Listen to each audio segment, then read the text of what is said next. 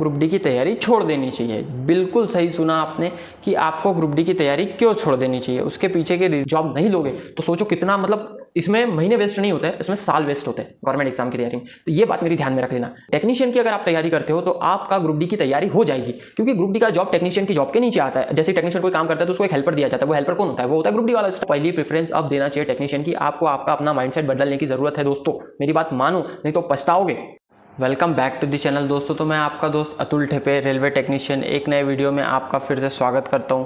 तो दोस्तों मैं रेलवे में 2020 में एज ए टेक्नीशियन ज्वाइन हुआ हूं और मेरे ऐसी वीडियोस के माध्यम से आप लोगों की हेल्प करता हूं ताकि आप भी रेलवे में ज्वाइन हो सको और अपनी इस लाइफ को और गरीबी से एक दिन बाहर आ सको। तो आपका कोई भी डाउट हो मुझे कमेंट बॉक्स में बताएं, उसका रिप्लाई मैं तुरंत देता हूं। अगर नहीं दे पाया तो आप मुझे इंस्टा पे कनेक्ट करो, जिसकी आईडी मैंने डिस्क्रिप्शन बॉक्स में दे रखी है, जहां पर आप मुझको मैसेज के थ्रू 1-to-1 भी कर सकते, 1-to-1 बात भी कर सकते हो। तो आपका मैं रिप्लाई देता हूं। और आपसे मेरी एक रिक्वेस्ट है, अगर आप नए हो तो प्लीज़ इस वीडियो को लाइक और चैनल को सब्सक्राइब ज़रूर कर दो। तो आज के इस वीडियो में मैं आपको बताऊंगा कि क्यों आपको ग्रुप डी की तैयारी छोड़ देनी चाहिए। बिल्कुल सही सुना आपने कि आपको ग्रुप डी की तैयारी क्यों छोड़ देनी चाहिए। उसके पीछे के रीजंस, कारण और सारी चीज़ें मैं आपको इस डिटेल वीडियो में बताऊंगा। दोस्तों मेरे टाइम पे भी क्या हुआ था, ग्रुप डी की वैकेंसी बाद में आई थी। पहले आई थी टेक्नीशियन की वैकेंसी, टेक्नीशियन की वैकेंसी के बाद आई थी ग्रुप डी की वैकेंसी। तो मैं भी काइंड ऑफ तैयारी कर रहा था ग्रुप डी के लिए कि मैंने कहा चलो सबसे ईजी वे है, क्योंकि सबसे लोअर की जॉब, मतलब वर्ड नहीं मिल रहा मुझे, मतलब जो सबसे लोअर लेवल की जो पोस्ट है वो मैंने कहा ग्रुप डी, इसके लिए इतना मेहनत तो लगेगा नहीं। बट ग्रुप डी की जॉब लेना ग्रुप सी की जॉब लेने के कंपैरिजन में ज़्यादा मुश्किल है। कैसे, मैं वो आपको बताता हूँ, सब कुछ डिटेल में बताता हूँ। देखो ग्रुप डी का एग्ज़ाम, पहली चीज़ तो इसका कोई अता पता नहीं है, अक्टूबर से नवंबर में होने के चांसेस है। दूसरी चीज़, ग्रुप डी का एग्ज़ाम हो भी गया तो 1 करोड़ लोगों ने इसका फॉर्म भरा है, कंपटीशन बहुत तगड़ा है, क्योंकि नंबर ऑफ वैकेंसीज और नंबर ऑफ कैंडिडेट का रेशियो कहीं से कहीं तक मैच ही नहीं खाता। तीसरी चीज़, आपने ग्रुप डी का एग्ज़ाम दे दिया, निकाल लिया, कट ऑफ भी पार कर लिया, जो आप कट ऑफ बार बार पूछते हो ना, आपने कट ऑफ भी पार कर लिया, तो क्या होगा, कट ऑफ पार करने के बाद आपको फिर मेडिकल देना है, मेडिकल फिजिकल देना है।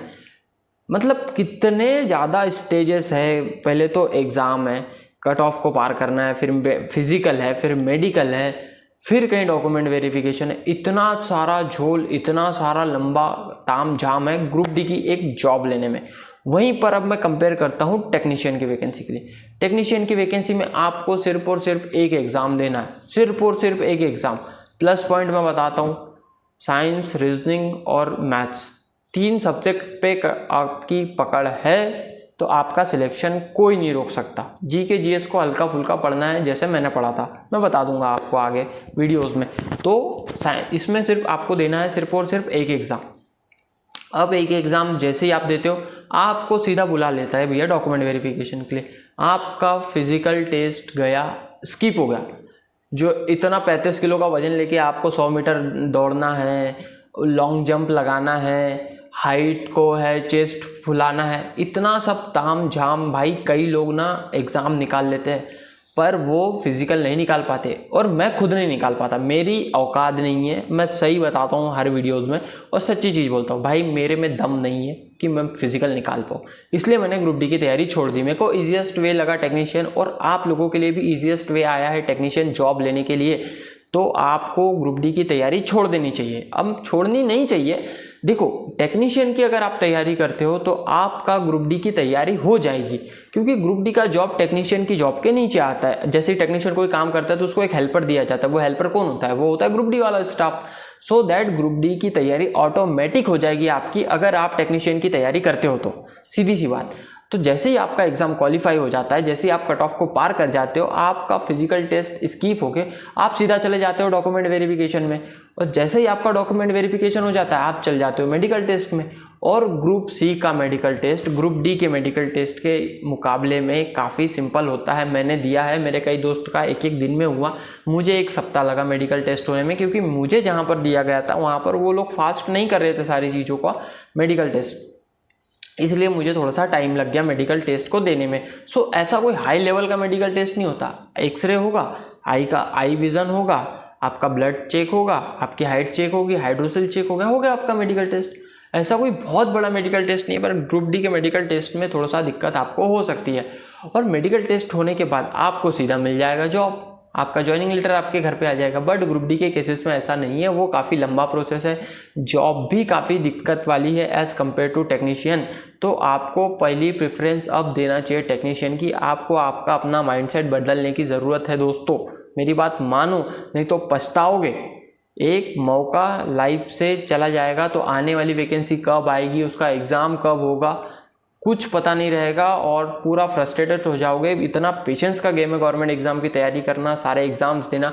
मुझे खुद एग्जाम देते देते 2 साल लग गए थे सिर्फ एक टेक्नीशियन की वैकेंसी को पूरी करने में। CBT 1, फिर उसका रिजल्ट आ रहा, फिर उसकी फाइनल आंसर की आ रही, फिर 2 का वेट कर रहा हूँ, फिर CBT 2 हो रहा, उसमें भी 2 एग्जाम है, क्वालिफाइंग नेचर एक स्कोर करना होता है जिसके अंदर, फिर उसके बाद कहीं जाके DV की लिस्ट आ रही, DV की लिस्ट देने के बाद साला फिर 1-2 महीने के बाद में मेरा फिर मेडिकल के लिए आ रहा, फिर डॉक्यूमेंट वेरिफिकेशन हो रहा, 15-15 दिन यही चल रहा। भाई बहुत लंबा प्रोसेस होता है। इस प्रोसेस से अगर आप अपना काम नहीं बनाओगे, जॉब नहीं लोगे, तो सोचो कितना, मतलब इसमें महीने वेस्ट नहीं होते हैं, इसमें साल वेस्ट होते हैं गवर्नमेंट एग्जाम की तैयारी में। तो ये बात मेरी ध्यान में रख लेना। तभी ये मैं वीडियोस में सबको आपको आईना दिखाता हूँ। कई लोगों को डर लगता होगा ये क्या क्या बता रहा है भाई, नहीं सही बता रहा हूँ, यही सारी चीज़ों से सिलेक्शन होगा। नहीं तो मीठा मीठा प्यारा प्यारा सा बोल के अच्छा हाँ इतने में हो जाएगा, उतने में हो जाएगा, ऐसा पढ़ लो ऐसा पढ़ लो, ये तो मैं भी कर सकता हूँ, पर ये मेरी फितरत नहीं है। मैं डिस्ट्रैक्ट नहीं करना चाहता आप लोगों को, सही वे में रास्ता दिखाना चाहता हूँ। मेहनत आपको खुद करनी पड़ेगी, मेहनत जो है वो आपको खुद से ही करनी पड़ेगी, प्रैक्टिस आपको ही करनी पड़ेगी। मैं सिर्फ आपको रास्ता दिखा सकता हूँ। तो इसीलिए मैं कहता हूँ कि आज से वैकेंसी, अभी इस मंथ के एंड तक वैकेंसी आ जाएगी, तो आज से अपना माइंडसेट बदलो, अपने एग्ज़ाम के तरीके को बदलो, अपनी थोड़े से बुक्स को अपग्रेड करो, क्योंकि टेक्नीशियन का जो मतलब एग्ज़ाम है वो ग्रुप डी से थोड़ा सा मतलब इजी टू मॉडरेट ही होता है, हाई लेवल का नहीं होता है। तो थोड़ा सा अपने आप को पुश करो, सोच, और एक नए जोन में डालो कि अब मुझे भाई एज अ टेक्नीशियन बनना है, एज अ टेक्नीशियन की तैयारी करनी है। कोई डाउट हो तो आपका भाई अतुल ठेपे एज अ टेक्नीशियन बैठा है सारी चीज़ों का डाउट क्लियर करने के लिए। तो अब मुझे सिर्फ और सिर्फ मेहनत करनी है, गाइडेंस देने के लिए मैं हूँ, और मुझे एक अच्छी जॉब लेनी है, एक अच्छा फ्यूचर खुद के लिए ढूंढना है, नहीं तो हालत बहुत बेकार हो जाएगी। मेरे दोस्त की ग्रुप डी में जॉब लगी थी, वो कह रहा था साला 35 किलो का सब्बल और फावड़ा लेके 10 किलोमीटर दूर जंगल में लेके गया था हम लोगों को पहले ही दिन की, यही ट्रेनिंग है। जबकि एज अ टेक्नीशियन की जब आप ट्रेनिंग करते हो ना, तो उसमें 6 महीने तक तो आपको BTC बेसिक ट्रेनिंग सेंटर में आराम से आपको बढ़िया से ट्रेनिंग कराता है, कोई दिक्कत नहीं, कोई ऐसा हेडेक नहीं, पढ़ने का जॉब बनाने का कोई कुछ नहीं। आराम से फर्स्ट हाफ में एग्ज़ाम, सेकंड हाफ में शॉप में दे देगा, बढ़िया ये चीज़ होती है भाई। क्वालिटी ऑफ लाइफ के लिए थोड़ा सा मेहनत करो, आपकी मेहनत आपके ज़िंदगी का काफ़ी अच्छा समय बचाएगी, काफ़ी अच्छा मतलब मेहनत बचा देगी, जिस मेहनत को आप कहीं और लगा के और अच्छे से जाओगे। दूसरी मैं आपको बता रहा हूँ अच्छी चीज़, कि अगर आप as a group D join होते हो, ठीक है, आपने as a group D join कर लिया, तो आपको ग्रुप डी से ग्रुप सी तक आने में काफ़ी लंबा समय लग जाएगा। आपको कम से कम 4 से 5 साल लग जाएंगे दोस्तों as a group C technician बनने में। वहीं अगर आप ग्रुप सी में एज अ अपॉइंट होते तो आपको हर 2 साल में प्रमोशन दे के ग्रेड 2 ग्रेड 1 बन जाओगे, और 3 साल के बाद आप एलिजिबल हो जाते हो जूनियर इंजीनियर बनने के लिए। सोचो कितना फ़ायदा है टेक्नीशियन का। टेक्नीशियन के फ़ायदे देखो, अपना खुद का फ़ायदा देखो। और भाई मैं बोलता हूँ आज से सब कुछ छोड़ दो, दोस्त छोड़ दो, परिवार के फैमिली फंक्शन छोड़ दो, मैंने खुद छोड़े थे। एक टाइम का हो सके तो खाना छोड़ना पड़े तो छोड़ दो और बस अपनी तैयारी पे लग जाओ, यही मौका है। वैकेंसीज थोड़ी कम है, 6374 वैकेंसी है, कम है, बट आपको तो एक सीट चाहिए ना, उस एक सीट के लिए मेहनत करो और जी तोड़ मेहनत करो, बिल्कुल इतना प्रैक्टिस में डूब जाओ रात दिन कि कट ऑफ कितना जाएगा ये सोचो ही मत, ये दिमाग में आना ही चाहिए। कट ऑफ मैं बता भी दूंगा कि चल 80 जा रहा है कट ऑफ, तो क्या कर लोगे आप? 80 जा रहा है कट ऑफ तो क्या कर लोगे आप कुछ नहीं कर सकते हो। आप सिर्फ एक ही काम कर सकते हो, आप अपनी प्रैक्टिस को बढ़ा सकते हो। आप अपनी जितनी प्रैक्टिस को बढ़ाओगे, आपके कट ऑफ को क्रॉस करने के चांसेस उतने ज़्यादा हो जाएंगे दोस्तों। यही है एक मूल मंत्र, यही है सच्चाई, और इसी के बेस पे होगा आपका सिलेक्शन। अदरवाइज सिलेक्शन होना दिक्कत वाली बात है। भटको मत, कहीं 10 प्रकार के वीडियो देखो मत, 10 प्रकार की बुक्स उठाओ मत, क्वालिटी बुक्स उठाओ, क्वालिटी तैयारी करो, भसड़ पैदा मत करो कि कभी मैथ्स कभी रीजनिंग कभी साइंस, ये वो नहीं, प्रॉपर वे में तैयारी करो। मैं अभी नेक्स्ट वीडियो उसी में बताऊंगा कि कैसे मैथ्स की रीजनिंग, साइंस की reasoning, day by day schedule कैसा होना चाहिए। सारी चीज़ों की डिटेल मैं आप लोगों के साथ शेयर करूंगा। बस आप लोग मुझे थोड़ा सा सपोर्ट दिखाओ। मैं आपके काम की बात करता हूं बट आप मुझे सपोर्ट नहीं करते हो, ये सच्चाई है। मेरा एनालिटिक्स मैंने चेक किया है। आप लोग सिर्फ वीडियो देखते हो, कमेंट करते हो, बट आप लोग मेरे चैनल को लाइक भी नहीं करते हो, ना ही वीडियोस को लाइक और सब्सक्राइब करते हो। तो मेरी आपसे फिर एक बार हाथ जोड़ के छोटे भाई के तौर पे मेरी आपसे एक विनती है। मैं यूट्यूब पे नया हूँ और मैं चाहता हूँ कि सब लोगों की हेल्प हो और आप लोगों का सिलेक्शन हो, इसीलिए मैं आप लोगों के साथ इतना मतलब अपना पर्सनल नॉलेज, अपना एक्सपीरियंस, सारी चीज़ें शेयर करता हूँ। इवन 1-to-1 आपका हर कमेंट का रिप्लाई देता हूँ कि यार मैं इनका किसी बच्चों को डाउट नहीं होना चाहिए कि यार इस कारण से मेरा सिलेक्शन रुक सकता है। सारी चीज़ों को मैं क्लियर करता हूँ। बस आप लोगों को सिर्फ एक बटन दबा देना है सब्सक्राइब का, जिससे मुझे मोटिवेशन मिलता है और मैं चाहता हूँ कि अपनी यूट्यूब फैमिली, रेलवे की फैमिली जितनी बड़ी हो उतना अच्छा होगा।